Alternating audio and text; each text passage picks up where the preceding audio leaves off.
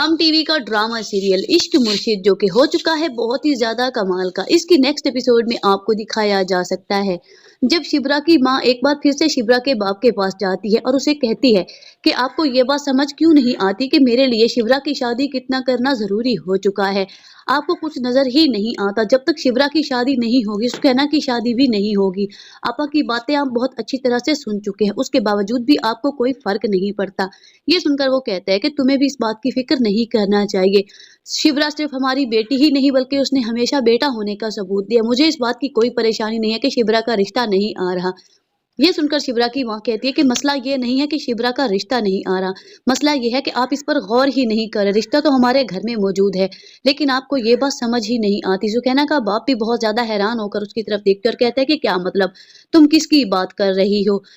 तब शिप्रा की माँ उसे कहती है कि मैं फजल बख्श की बात कर रही हूँ, मुझे वो बहुत अच्छा लगता है। मैं चाहती हूँ कि अगर उसकी शादी हमारी शिप्रा के साथ हो जाए तो कैसा रहेगा।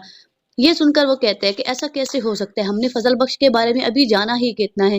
ऐसे ही किसी घर में रहने वाले के हाथ में अपनी बेटी का हाथ नहीं दे दिया जाता। तब शिप्रा की माँ कहती है कि और कितना जानना है आपको उसे, हर मुश्किल वक्त में उसने हमारा साथ दिया, हमारे घर का साथ दिया है। यहाँ तक कि शिप्रा को जेल से भी छुड़वाकर वही लाया है। हमारे घर में रहता है ठीक हमारे बेटों की तरह। अगर उसकी शादी शिप्रा के साथ हो जाती है तो मुझे लगता है कि हमारी शिप्रा बहुत ज्यादा खुश रहेगी।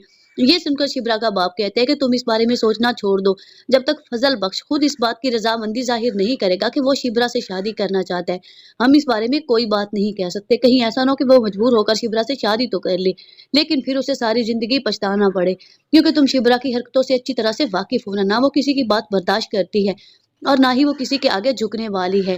मुझे क्या पता कि कल को वो हमारी बेटी के साथ कैसा सलूक करे। उन दोनों मियाँ बीवी की ये बातें सुकैना भी सुन रही होती है। वो दौड़ती हुई शिप्रा के पास जाती है और उसे कहती है कि शिप्रा, जो बात तुमने नहीं सोची वो अम्मा और बाबा सोच रहे हैं।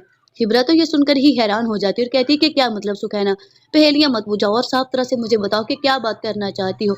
तब सुकैना उसे बताती है कि अम्मी और अब्बा तुम्हारी शादी करना चाहते हैं। हाय शिप्रा, कितना मजा आएगा तुम्हारी शादी पे, ढोलकी होगी, मेहंदी होगी, बारात आएगी और खूबसूरत सा दूल्हा भी आएगा। ये सुनकर शिप्रा को गुस्सा आता है और कहता है कि सुकैना की बच्ची, मैं तेरी जान ले लूंगी, बता मुझे क्या हो रहा है, अब्बा किसके साथ मेरी शादी करवाना चाहते हैं।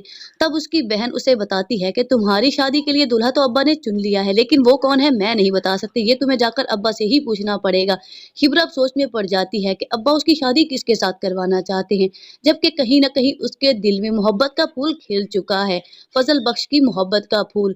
और वो जानती है कि फजल बख्श भी उससे मोहब्बत करता है, लेकिन कभी वो इजहार नहीं करेगा।